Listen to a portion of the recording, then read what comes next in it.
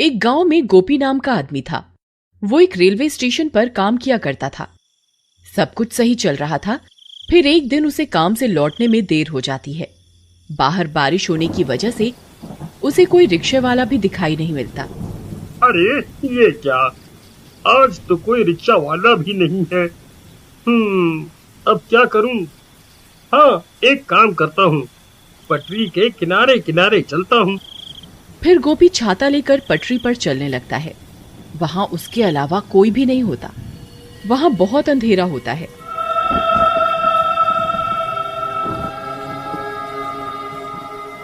हे भगवान, यहाँ तो बहुत अंधेरा है।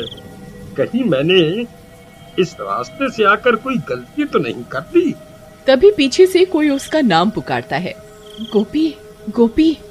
अरे मर गए रे, यहाँ तो कोई भी नहीं है।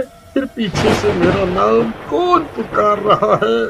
क्या करूं? फिर गोपी पीछे मुड़कर देखता है तो वहां कोई भी नहीं होता।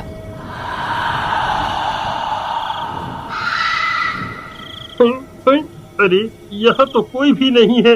हे भगवान, कहीं वो अफवाह सच तो नहीं? नहीं नहीं, ऐसा नहीं हो सकता।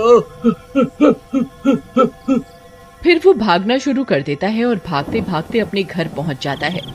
अरे सीमा, जल्दी दरवाजा खोलो। सीमा सीमा, अरे जल्दी दरवाजा खोलो। अरे जल्दी खोलो। अजी क्या हुआ? आप इतने घबराए हुए क्यों हो? ऐसा क्या हो गया? अरे जल्दी अंदर चलो, आज तो मैं बाल बाल बच गया।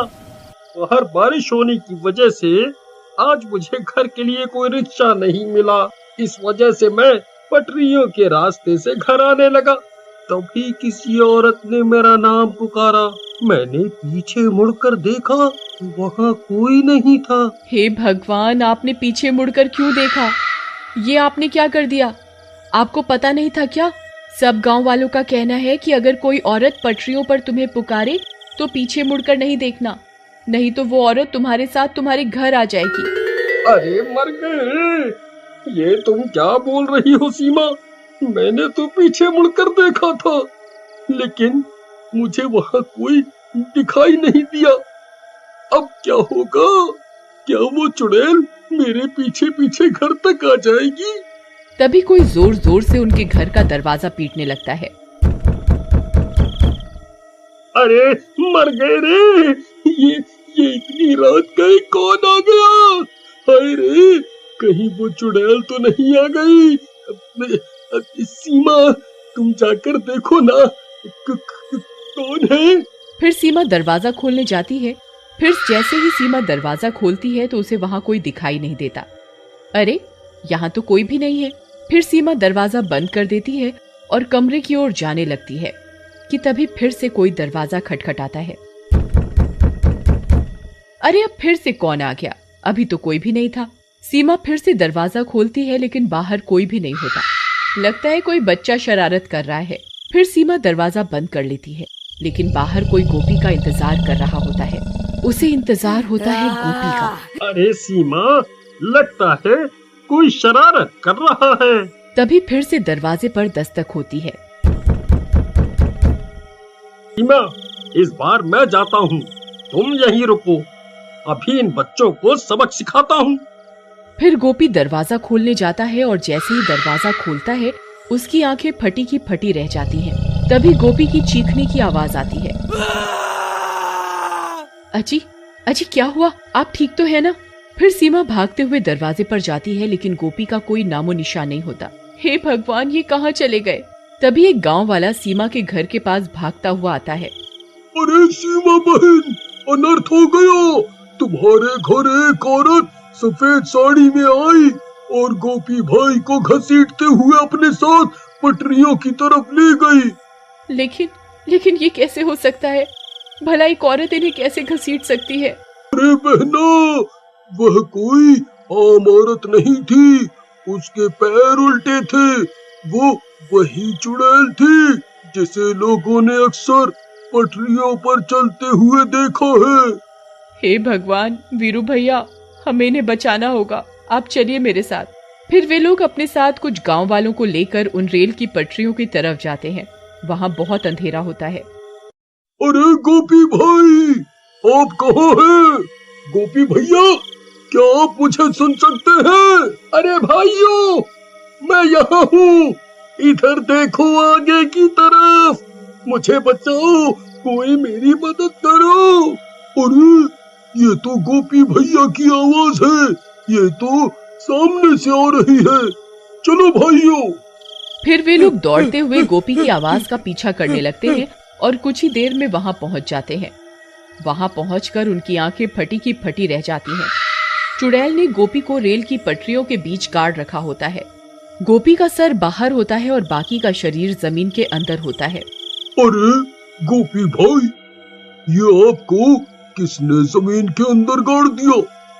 अरे भाई, मेरी मदद करो, उस चुड़ैल ने मेरी ये हालत कर दी है, वो यहीं आसपास ही है, जल्दी से मुझे बाहर निकालो, कहीं कोई ट्रेन आ गई तो मैं नहीं बचूंगा।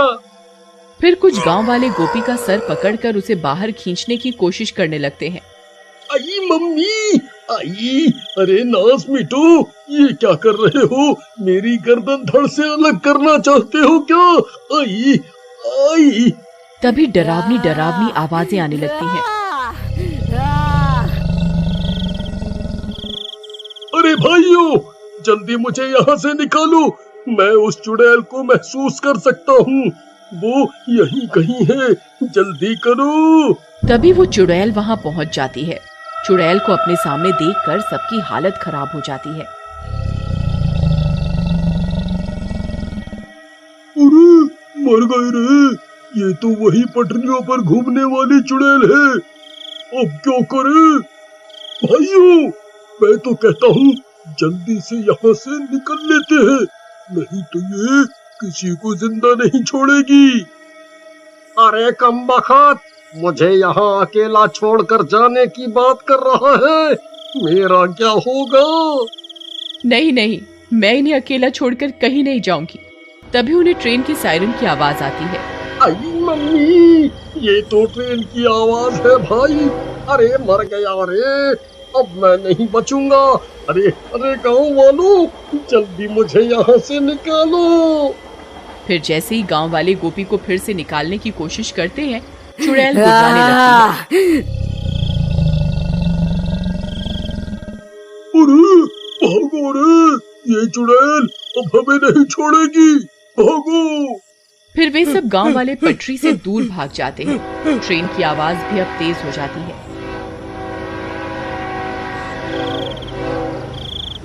सीमा दूर से आती हुई ट्रेन को देख लेती है। अब तुझे कोई नहीं बचा सकता, मैं तुझे मारकर तेरी आत्मा पर कब्जा करके और ताकतवर बन जाऊंगी। अब कोई फायदा नहीं है सीमा, ट्रेन बहुत नजदीक आ गई है, अब मैं नहीं बचूंगा, तुम यहाँ से चली जाओ, चली जाओ। नहीं नहीं जी, मैं आपको छोड़कर कहीं नहीं जाऊंगी, अगर मरना ही है तो साथ में मरेंगे। फिर इतना बोलकर सीमा गोपी के आगे लेट जाती है। नहीं सीमा, ये तुम क्या कर रही हो? देखो देखो, ट्रेन आ रही है, तुम यहाँ से हट जाओ। ए बेवकूफ औरत, ये तो क्या कर रही है? क्यों अपनी जान देना चाहती है? तू मेरा शिकार नहीं है, सिर्फ तेरे पति ने मेरी आवाज सुनी थी और मुझे पलट कर देखा था, सिर्फ ये मेरा शिकार है। तू इसकी वजह से अपनी जान क्यों दे रही है? चुड़ैल जी, ये मेरे पति हैं, मैं इनके बिना नहीं जीना चाहती। तभी वो ट्रेन और भी नजदीक आ जाती है। लेकिन सीमा का प्यार देखकर चुड़ैल का मन बदल जाता है, उसे भी अपना गृहस्थ जीवन की याद आ जाती है। अरे भाइयों, वो देखो ट्रेन आ गई, अब ये लोगों को कोई नहीं बचा सकता। तभी वो चुड़ैल अपना हाथ उठाती है और अपनी शक्तियों से ट्रेन को रोकती है। अरे वाह वाह वाह वाह, सीमा, ट्रेन रुक गई, हम तो बच गए। तुम दोनों जा सकते हो, मैं तुम्हारी जान नहीं ले सकती। मेरा एक काम करना, यहाँ झाड़ियों में मेरी लाश पड़ी हुई है, उसका अंतिम संस्कार कर दो, इससे मुझे मुक्ति मिल जाएगी। फिर गांव वाले उस चुड़ैल की लाश ढूंढते हैं और उसका अंतिम संस्कार कर देते हैं। और उस दिन के बाद से उन रेल की पटरियों पर किसी औरत की आवाज सुनाई नहीं देती।